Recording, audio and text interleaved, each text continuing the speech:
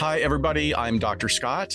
And I'm Dr. Shiloh. And this is LA Not So Confidential, the forensic psychology and true crime podcast. Each week, we explore the intersection of psychology, the criminal justice system, and entertainment. Today, our episode is on the forensic psych topic of the younger side of con artists, individuals that scam the school system by pretending to be someone that they're not, sometimes going as far as lying about their age.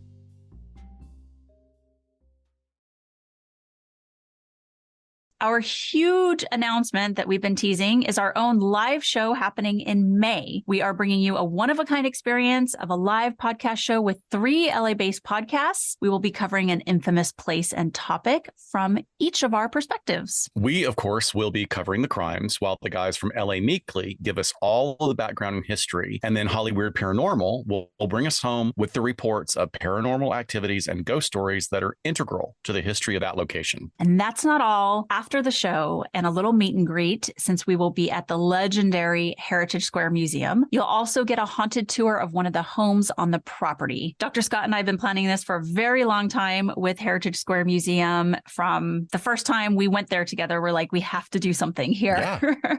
So we cannot be more excited to partner with them for the show. So get your tickets at eventbrite.com. The event is called Macabre Mansions and Haunted History, a Los Angeles podcast event. Link will be in the show notes, and a portion of the proceeds go back to Heritage Square Museum, a really great organization. We love them. And the event is slated for May 20th, 2023. All right, everyone. So our last episode was episode 133, and that was our monthly documentary review of the film Long Shot, which is a very tightly told and engaging production that illuminates the power of perseverance and dedication. And Long Shot is the story of Juan Catalan, a young father wrongly accused and jailed for a murder he did not commit. Juan's only alibi, though, was taking his daughter to a Dodgers game at the time that the crime was committed.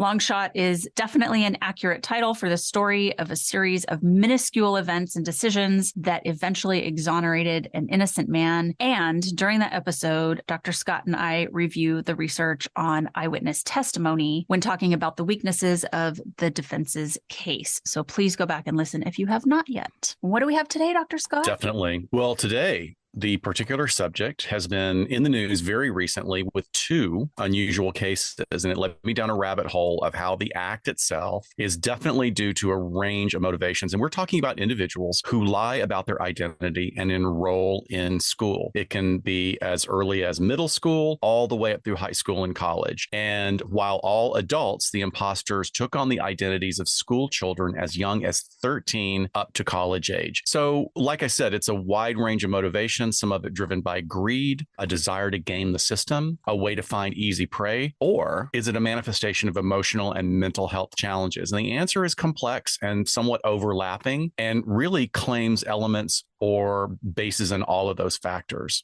Yeah, definitely. And, you can try and guess along as we go along here, because we're really just going to highlight 4 cases and then discuss this. But don't forget that the techniques of the confidence man or woman factor heavily into this subject. All of today's examples exploited the emotions and trust of innocent victims, really resulting in the wide range of damage from mild to pretty severe. So not too much of trigger warning here. There's some allegations of sexual assault, but it's just kind of bad people doing bad things, but nothing too triggering, we think, today. In 2010, Adam Wheeler, a former Harvard student, was found guilty of 20 counts of larceny, identity fraud, falsifying an endorsement or approval, and pretending to hold a degree. He admitted to lying to the Harvard admissions office and stealing over $40,000 in grants and prizes. Wheeler had cheated his way into Harvard by making up SAT scores, forging letters of recommendation, and faking high school and college transcripts. He even plagiarized essays and a research proposal to win prizes like the Hoops Prize, the Sargent Prize, and the Rockefeller Research Grant. So Wheeler arrived at Harvard in 2007 as a sophomore transfer student in Kirkland House. He lied about graduating from Phillips Academy in Andover, and he was getting perfect grades as a freshman at MIT. In reality,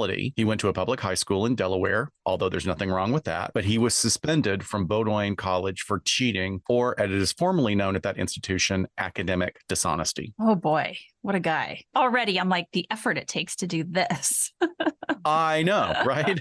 But while at Harvard, he continued his ever-growing chain of lies. Out of thin air and with a true con man's creativity, he constructed a resume stating that he had written 2 books on his own and co-authored an additional 4 more with a Harvard English professor, as well as delivering lectures on Armenian studies, and attained perfect grades at Harvard, of course, because he already said he had perfect grades at MIT. But in actuality, he received A's, B's, and 1D in his grades there. But during the ruse, Wheeler actually presented as a strong candidate and likely would have received Harvard's endorsement for one or both of those scholarships. But a professor, a keen-eyed professor, noticed similarities between Wheeler's quote unquote work and that of another professor, which ended up leading to an investigation into his real academic history. And Wheeler was summoned to a disciplinary hearing, but chose to just leave Harvard instead. And he later expressed some remorse for hurting those who had supported him along the way. But that's interesting. So he tails out. Yeah, exactly. And he expresses some remorse, but clearly that remorse did not stick around very long. But Assistant District Attorney John Werner said that Wheeler's dishonesty not only took money from Harvard, but also took opportunities away from other students who deserved them. Wheeler even wrote himself letters of recommendation from alleged professors to get into Harvard. He was sentenced to 10 years probation in order to pay restitution of $45,806 to Harvard University, as well as receiving mandated psychological treatment. His attorney requested a shorter probation period. However, Circuit Judge Kottmeyer declared that the 10-year probation was absolutely necessary. Wheeler's attorney requested a shorter probation period, but Circuit Judge Kottmeyer declared that the 10-year probation period was absolutely necessary given Wheeler's compulsive nature. And she went on to assert that Wheeler continued to perpetrate his frauds despite university officials confronting him about the crimes that he later admitted to. Now, Wheeler's attorney went on to contest that restitution figure, but the judge ruled in favor of the prosecution. And in addition, Wheeler won't be able to write a book about his crimes or profit from them. That judge was not playing around. Seriously. Do you know if there was a psych eval given? I'm guessing there probably was if they mandated treatment. I couldn't find anything, but there is a book that we're going to talk about that got written by a Harvard student that was there. Yeah. So, I mean, it's interesting. Somebody else profited, but he didn't. Oh, true. But good on the judge for whether or not there was a psych eval done and kind of relying on the expertise or just noticing like this, something's going on here. This is very compulsive. So we can't just give him a slap on the wrist. But yes, there is more. Wheeler may have fled Harvard, but he did not stop trying to pull the same scam on other universities. Wheeler submitted many more applications with false credentials to top-tier schools when a group of college administrators who were remaining vigilant about this rumored, well-presenting scam artist working his magic on Ivy League schools really were alerting each other of what was going on with this guy, like akin to sort of... It sounds like they were calling, like Harvard is calling, Yale is calling,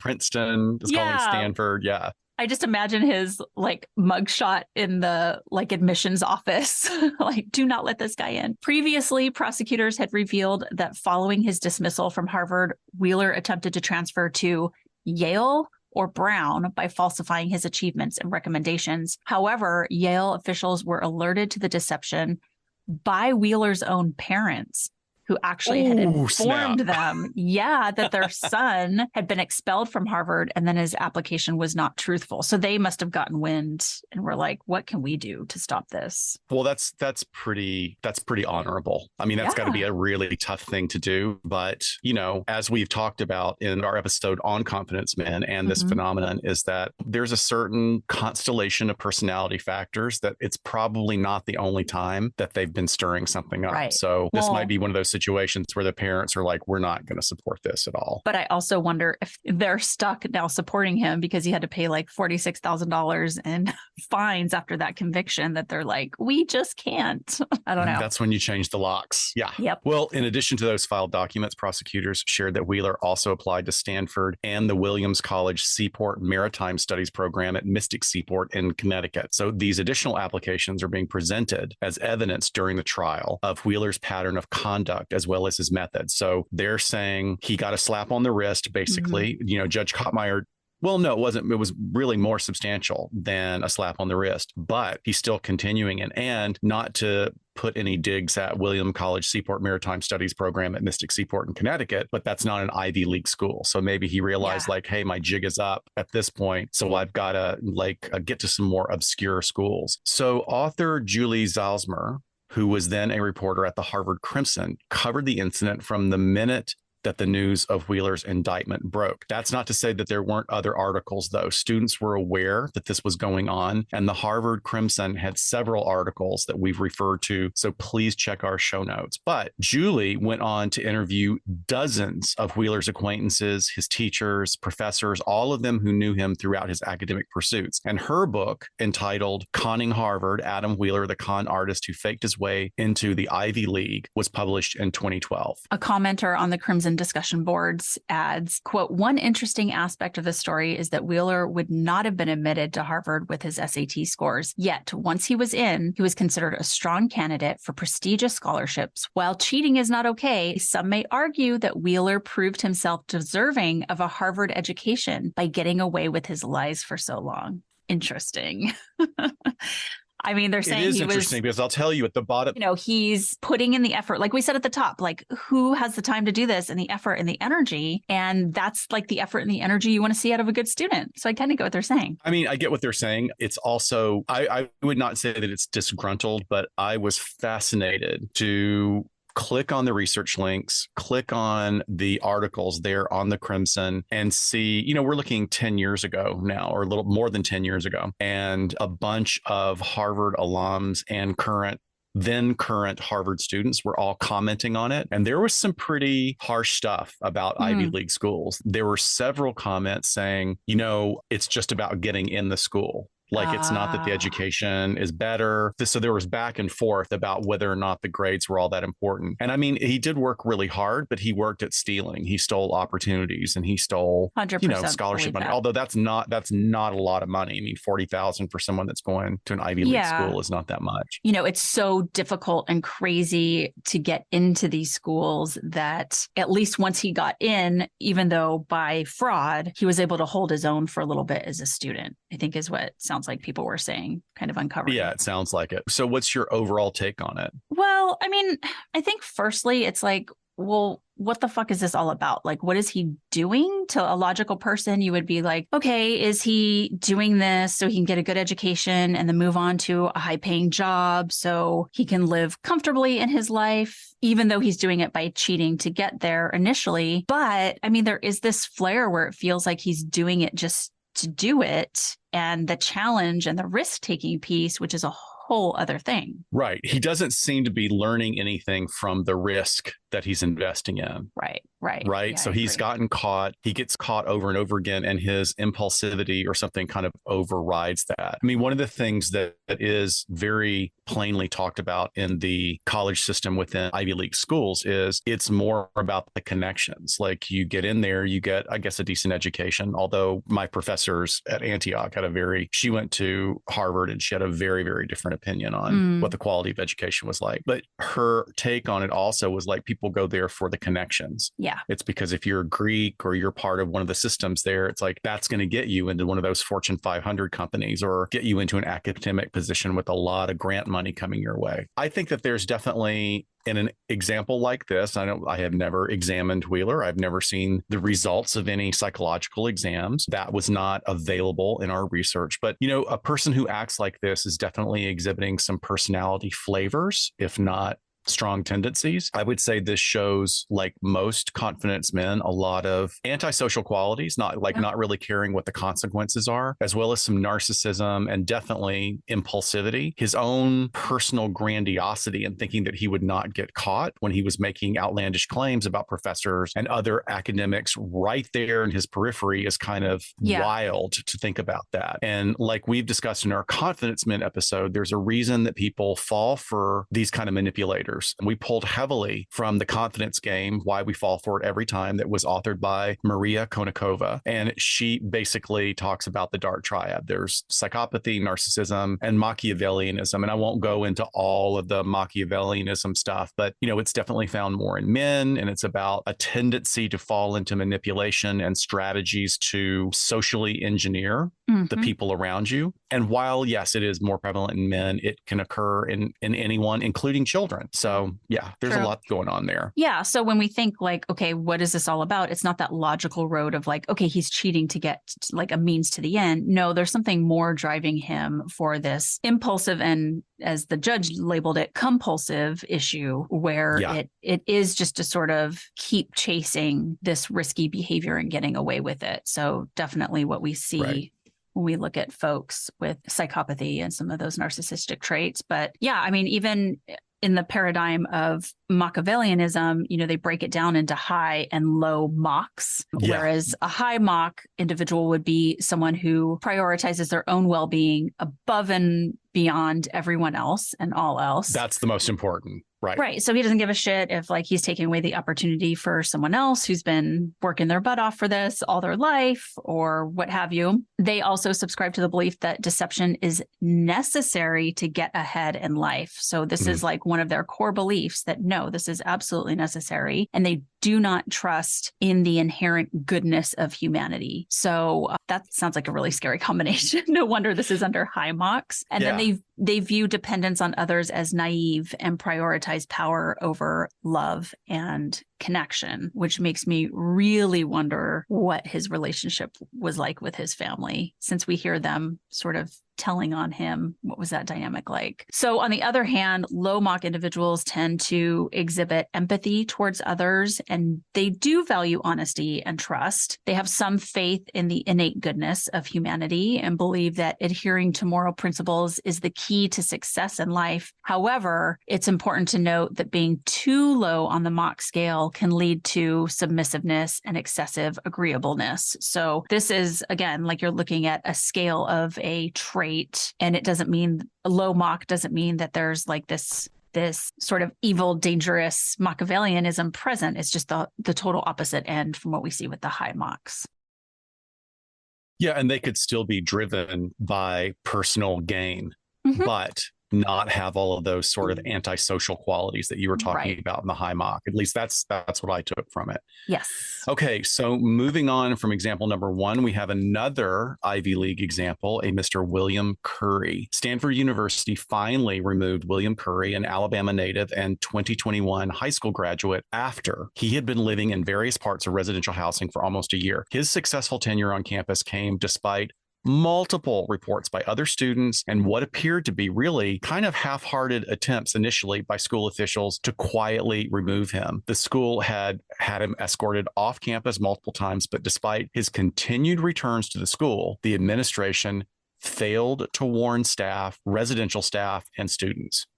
Well, so Curry managed to move from residence to residence, sometimes couch surfing, sometimes sleeping in the lounge areas, and spending most of the days in the computer room or dining hall. He was successful in fooling many students by making acquaintances with some of the athletes on campus. And it was confirmed that Curry lived in at least 5 student residences and harassed multiple students during his time living on campus. And whenever he was removed from the campus, he would immediately return and live in the dorm building next to the one he had just been kicked out of. So he was able to do this because Stanford chose not to inform, again, the residential staff about his activities or post even a notice about him. And this is like really already super concerning behavior. What are they doing? I don't know. I mean, in all of the articles that I read, and we'll be, of course, posting those in our show notes, that was the element that like clearly seems like it was being avoided in discussion. Like, and maybe that's for liability issues. Maybe Stanford used their ability to kind of quell the attention on this, but this is incredibly dangerous. And his behavior really actually, at first, it's like, well, this is a canny young man who like maybe he's trying to find a way in, but he's also not presenting as an academic. He's just sort of hanging out and partying. And also because he's old enough, he was able to buy alcohol for the other students. So I'm sure that endeared him to some of the underclassmen. But it is reported that he engaged in a relationship with a Stanford student, a young woman, and the two dated from about December 2021 to the end of January 2022. So not a very long time. And when she was interviewed, and she remained anonymous, she said that she thought initially that he was a transfer student from Duke. And Curry told her that he lived in an apartment off campus. But after their breakup, Curry is reported to have stalked her, as well as gained access to her iMessage account by, I guess, somehow he got her password on her phone. I don't know how that's possible, folks, in this day and age. Do not give anyone your password. Especially a dude you've dated for a month. Not that I'm saying she gave it to him. I mean, true. I mean, and who knows, maybe he may have gone to extraordinary means to obtain that information too, but we don't really know that. But he wrote several threatening messages to her when he discovered that she was dating another person. So after returning to campus and taking up residence in yet another dorm room, only 1,000 feet from where he had just been removed, he then presented himself as a Duke University transfer student. And he, again, totally integrated himself into several social groups of students and even went so far as to publish a Tinder account. And one student noted that even without an actual bedroom, he never appeared to repeat an outfit, which I have some thoughts about after this. Yeah. Okay. Yeah. So then another incident happens where a young woman actually returns from a weekend trip and finds Curry sleeping in her bed. And then it's reported that he attempts to access a different room while another set of young women are in there trying to keep him from coming in. So even after these two really scary incidents happened, it wasn't until he had actually stolen a television from someone's residence that the campus finally takes action. So Curry's motivations seem somewhat different driven than our other example so far. At one point during his tenure, he was seen removing another student's property from a dorm, which led to an official stay away order. And while our previous example showed evidence of fraud and stealing resources, Curry was, at least on these occasions, found to be stealing actual property. So I want to share this quote from one of the articles that I found. The unique aspects of Mr. Curry's persistence and ability to integrate himself with our student community has made it clear that gaps exist in those protocols. And this was school spokeswoman Dee Mustofi, and this was reported in the New York Post. She went on to say, "We will immediately undertake a review to ensure our procedures do not allow for this type of incident to happen again." Well, no shit, Sherlock. Yeah, no, I hope so. It's terrifying. My God. Yeah, and it should never have gotten to where, I mean, it just, the lack of communication in this particular situation was really frightening. It seems like a kind of opportunist, but more, how would I describe it? It almost feels like more of a survival track than Wheeler's, than our first example. You know, it doesn't seem indicated anywhere that he was making attempts to enroll as a student or create an academic identity from this. Like I said, it feels more like survival and making connections. I thought it was interesting that the female student noted that he never wore the same thing. But it occurred to me in my experience of having been in college that most guys have a very limited wardrobe. You know, they're just always wearing sweats and t-shirts and right. You know, so barely washing I don't know them, how much weight that holds. Yeah. Yeah.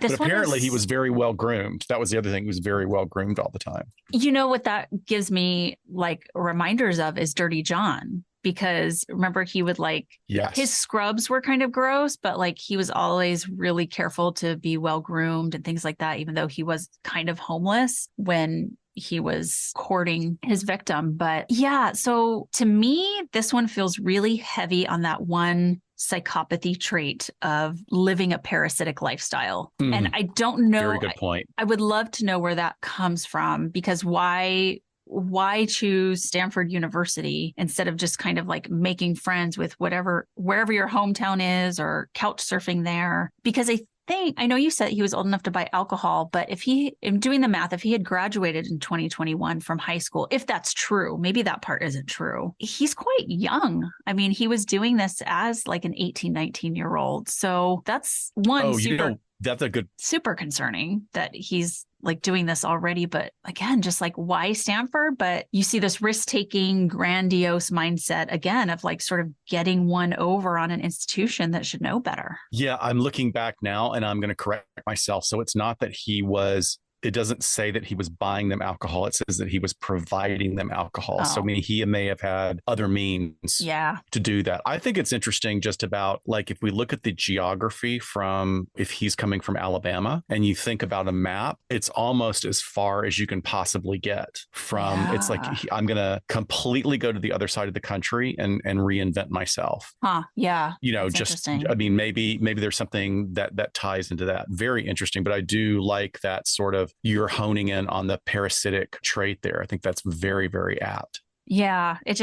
I feel like there's not enough here yet. And especially as a young man to kind of know what's going on. But gosh, his background history would probably be fascinating to put together with what his behaviors are. So we have another example here, an example with a woman this time. So on January 26, 2023, Haijong Shin, a 29-year-old woman, was arrested and charged with providing falsified documents to officials at New Brunswick Public Schools. Shin had been attending classes at the high school for 4 days before her ruse was discovered. During her time at the school, she spent time in the guidance office, collected phone numbers from teenagers, and even continued to text former classmates after her crime was revealed. So Shin is a South Korean citizen, and she came to the United States by herself when she was 16 to attend a private boarding school. And her attorney said that she later graduated from Rutgers University in 2019, which would have been 4 years prior to her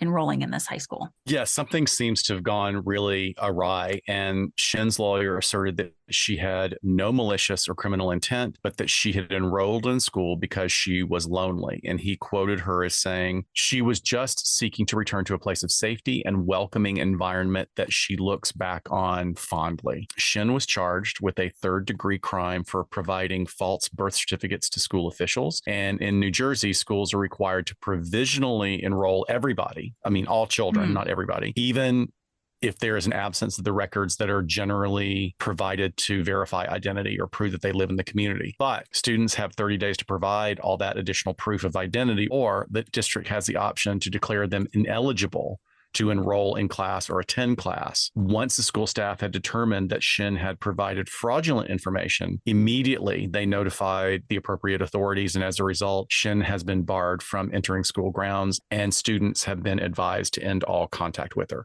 So she was only there for 4 days, but clearly they were on top of it way better than Harvard was. And Harvard or Stanford. Definitely. Or Stanford, right? Oh my gosh. So about 10 students showed up at the Board of Education meeting after all of this to express their concerns about the incident. And although it's reported that the students wanted to speak out about their concerns and experience, they weren't allowed to because there's a rule that requires speakers to basically register in advance, and they didn't know about this. But the students did speak with a reporter afterwards and told a New Brunswick Today reporter that Ms. Shin had requested to meet at least some students that she met at a location outside of school. Another female student shared that the night before Shin's arrest, she had received a text from the adult that left her feeling frightened for her safety. The contents of the message are not available, but the student went on to tell reporters that, quote, all I wanted to do was make her feel comfortable in a new school. And if she has the ability to falsify documents, enter a public high school, have close contact with young students, she has the ability to do anything. So very insightful from a student.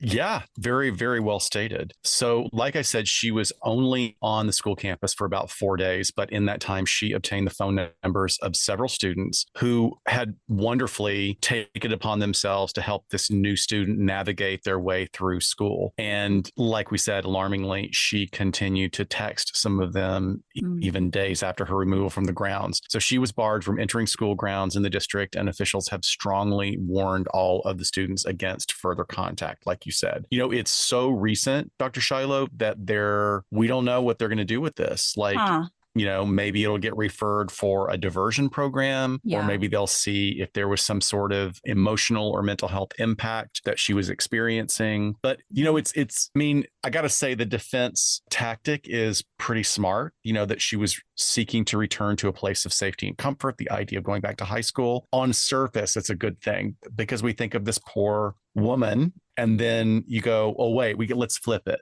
let's flip it and say if it was a 29-year-old man Totally. that was doing the same thing, you clearly go, no, this is not appropriate at all in any way, shape, or form. Yeah, I think you're right. I think at first this feels like really sad, right? There's this lonely woman who wants to get that feeling back from probably, quote unquote, the prime of her life. And she's an immigrant that came here on her own when she was 16. So, you think like what relationships did she build when she was here or didn't, right? What kind of life is there a support system? Yeah. But I mean, she did boarding school and she went through Rutgers University. Again, like it's so soon, we just don't know. But I feel like she would really benefit from a strong course of culturally competent psychotherapy to focus on her issues of self-identity. But I just want to know more also about the communication that made those students feel uncomfortable. Like, is there a dangerousness aspect to her behavior, or was she just super desperate to connect? I don't know. It's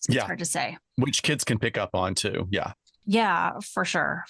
All right. So for our final example, we have another woman named Treva Throneberry. She's a woman who posed as a teenager and she changed her name to Brianna Stewart, fooled everyone for years by going by a number of aliases across the country. Like so many that it's too many to list. No wonder we saved this one for last. I mean, she attended proms. She played tennis. She even graduated from Evergreen High School in 1997. So when Treva was at the school, but known as Brianna at that time, perhaps she had many aliases. As a woman pretending to be a minor student, she claimed that she was raped by a man that I think was a staff member at the school. And he ended up pleading guilty to having sex with a minor and was sentenced to 50 days in jail. Interesting sentence there, but we can't digress. Yeah. We got too much here to unpack. But after her fraud was exposed, the judge went back and expunged his conviction because she actually wasn't a minor. So that charge couldn't hold up. I mean, there could be other things that could be entertained as far as charges, but that one couldn't because she wasn't a minor. Right. So if she had been making the report, perhaps that she just reported that she had had sex with someone and it would,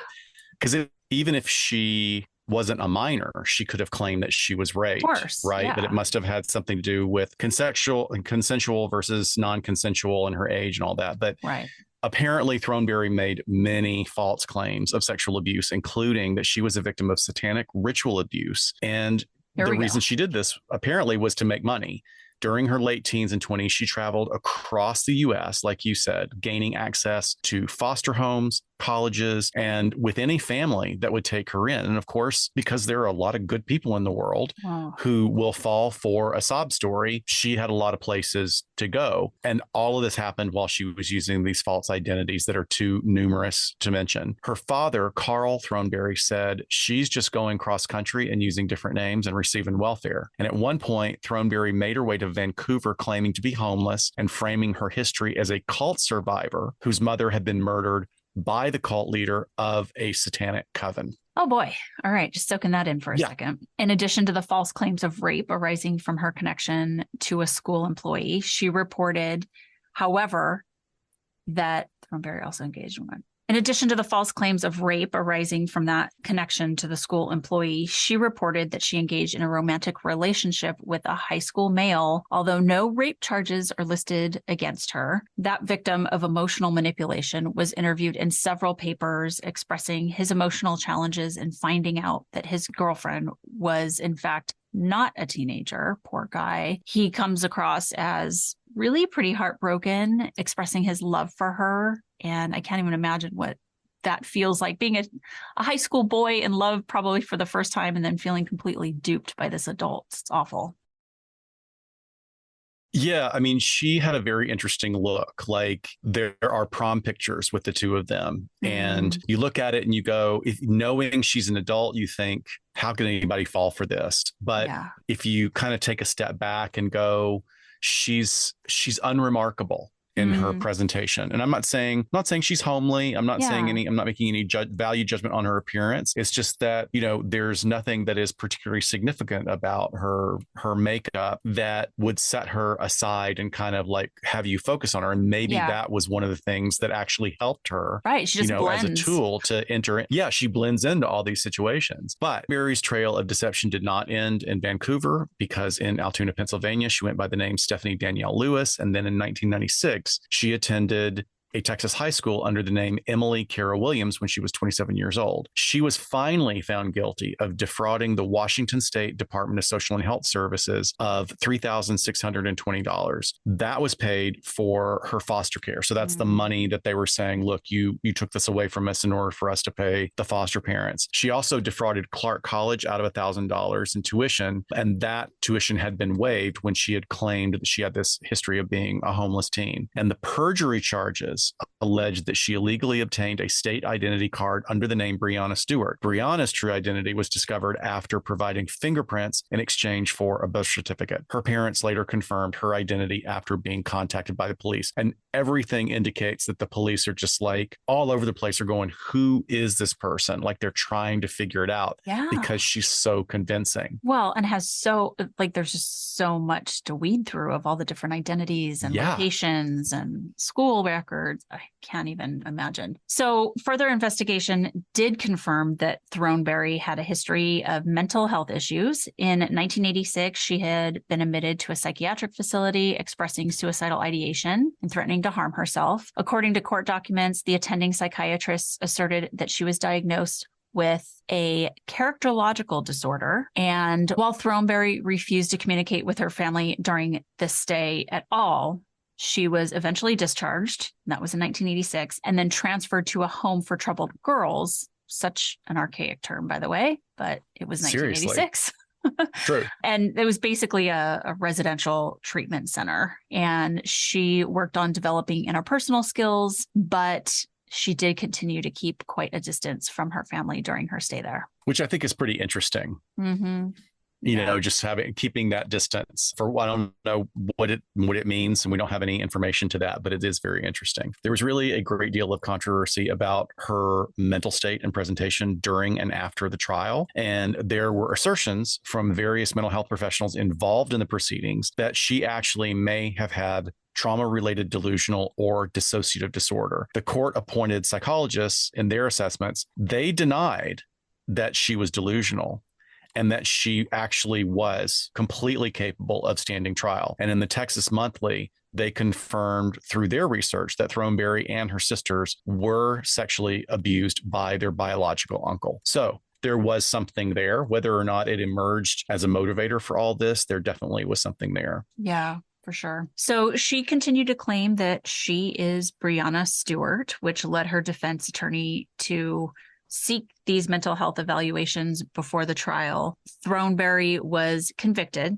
and she was sentenced to 3 years imprisonment at the Washington Correction Center for Women in Gig Harbor, Washington. And she was released after serving 2 years and 3 months of her sentence. So this one it's a lot, because I think there's a lot of elements going on that we just don't really know about, especially 1986 and people throwing around delusional and dissociative disorder, and probably attorneys trying to get whatever they could to stick to the wall. But I think it has a lot of elements that we've covered before. The aforementioned, con men sort of elements. If there is a trauma history, how that's sort of leading her down these roads of, just trying to navigate her way through life through whatever means. But, I think it's interesting just to revisit, not that this is exactly her situation in her case, and it doesn't seem like there was any sexual interaction between her and the boy that was her boyfriend. But we've talked about with female sex offenders who target adolescent boys, usually teachers, right? Teacher lover scenario, that there's these issues of very low self-esteem, a lot of depression, and just sort of feeling like their adult life is really disappointing or not kind of working out the way that they want, where it definitely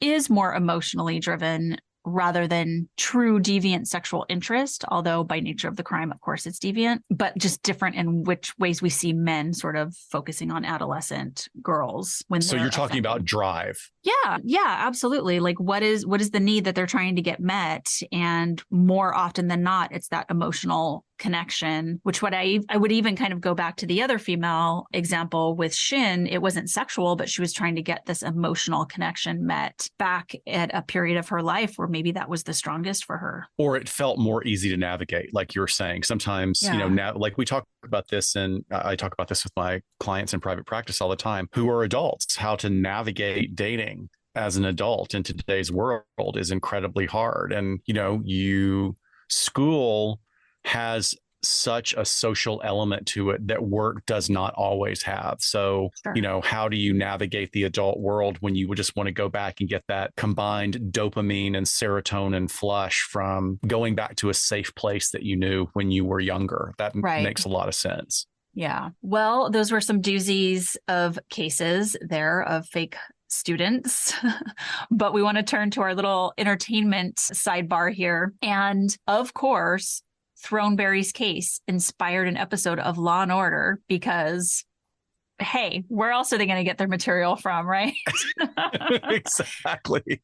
Dr. Scott, did you know that the statistics show that almost 30% of the population of the U.S. will have their story recreated on Law and Order? Or at least on a spinoff? I completely believe that. I'm sure there's a research article that could prove that. No links in the show notes for that one. I'm totally kidding. No. But yeah, in 2007, Law and Order SVU utilized almost an identical storyline, even though hers is very convoluted. And it was entitled Pretend, with actress Misty Treya playing Cassandra Sullivan, a woman pretending to be a high schooler. So you have some lines for us, Scott? Act out a scene. Yes, let's act out a scene. So I'm going to be both Benson and Stabler. Oh, of course. And you're going to be... Like only you can. I know, really. I'm going to combine them because I love both of them and I have a huge, huge crush on Elliot Stabler, Chris Maloney. Oof, okay, so I'm going to be Cassandra? Okay, you're going to be Cassandra. Okay, so here's the setup. So it's revealed that Cassandra Sullivan, or as she's known, Denise Pickering, had been involved with other high school boys. Riley wasn't the love of your life. You didn't love any of them. I did. I loved them all. So why'd you leave them? They got older. I didn't. That's so dazed and confused. It's so weird. Yeah, it is. It's like, exactly. It's like the female version of Matthew McConaughey. Yes. Although this is like, the way they frame that is actually pretty twisted. Like, ugh. Yeah. You're like, right. Yeah, I'm not getting, because he never says that. He's the opposite. Like he says, I'm getting older. They stay young. They stay the same age. Yeah. She's saying, I'm not getting any older. Yeah. But let me give another example that I just love. This is one of my favorite schlockological horror movies. Orphan. Yeah. Oh my gosh. Orphan with the best tagline ever. There's something wrong with Esther. I just love that. I know. From day one, I love that tagline. So it was released in 2009 and it was directed by, I think it's Jaume Collet-Serra. And the movie features a really great cast of Vera Farmiga, Peter Sarsgaard, Isabel Furman, CCH Pounder, who's always great, and Jimmy Bennett. And the plot is about a couple. After the tragic loss of their unborn child, they decide to adopt a 9-year-old girl with a mysterious past from an orphanage in Estonia. However, they soon discover that their new daughter is not what she seems. And then they find themselves in a terrifying battle against a psychopathic child. I just love this one so much. CCH Pounder gets killed in this, and it's so brutal that I had to laugh uncomfortably. It was so schlocky. It was so great. Psychopathic child in air quotes, if you have. Yes, child in air quotes, definitely. But we want to give one.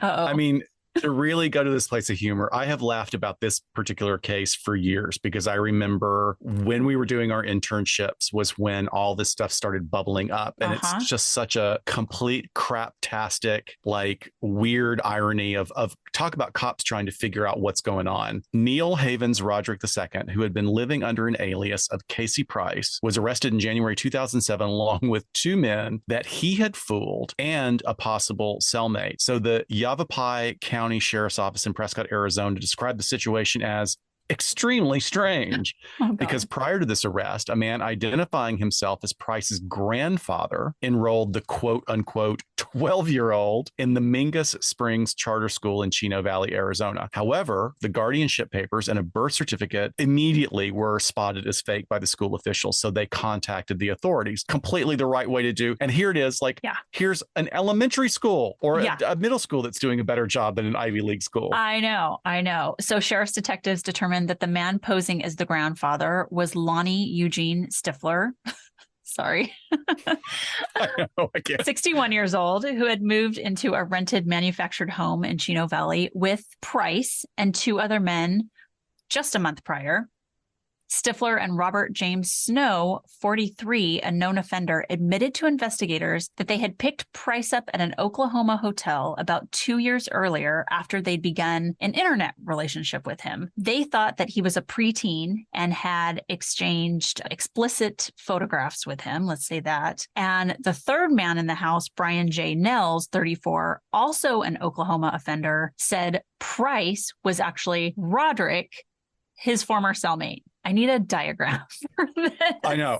Literally, we need a whiteboard. We need a whiteboard for all this. So Oklahoma Department of Corrections online records show that Roderick was convicted of lewd and indecent proposal to a minor in Grady County in 1996. He was released from prison in January 2002. Nellis was convicted of a lewd molestation in Katy County in 1997 and was imprisoned until July 2000. Nellis pleaded guilty in July 2005 to one count of failure to comply with Oklahoma Offenders Registry Act. He was sentenced to 2 years in prison with all but the first 2 months suspended. So this is all important because we're just kind of laying a groundwork that this is a bunch of really messed up individuals. But when Nellis, aka Price, aka Roderick, revealed his true age to the group, Diskin, Snow, and Stifler were shocked and angry. They had believed they were in a relationship with a 12-year-old, not a 29-year-old.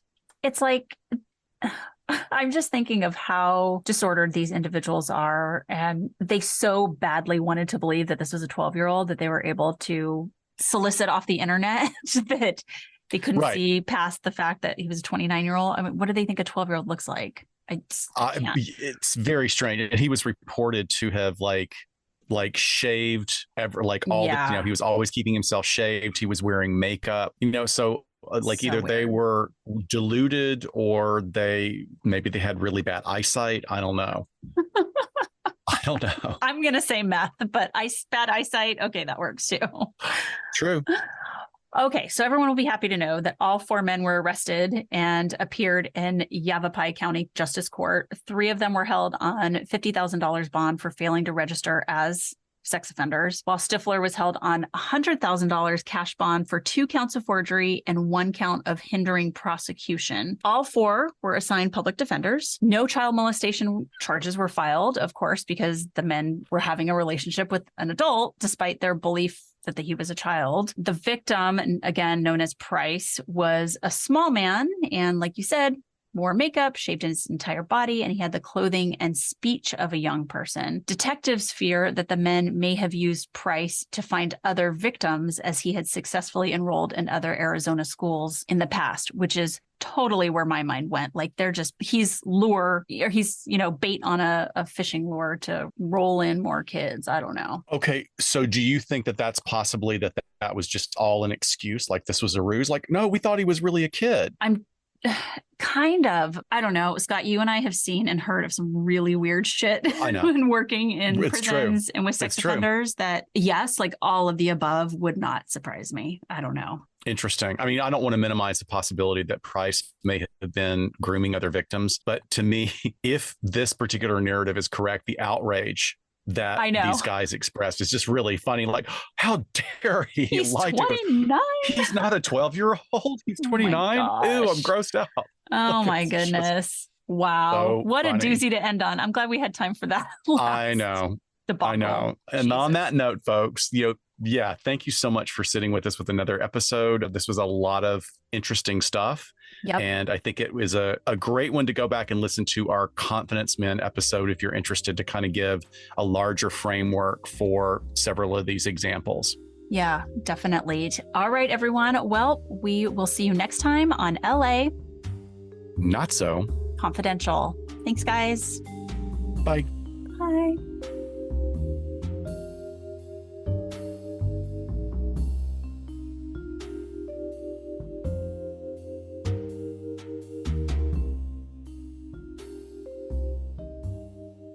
We sincerely thank you for spending some time with us today. LA Not So Confidential is part of the Crawl Space Media Network in partnership with Glassbox Media.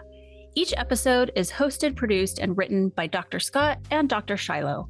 Our post-production editing and sweetening magic is handled by the multi-talented Jason Usry of Ear Cult Productions. The LA Not So Confidential theme entitled Cool Vibes Film Noir is composed and performed by the talented Kevin MacLeod. He graciously allows us to use his music via a Creative Commons Attribution license.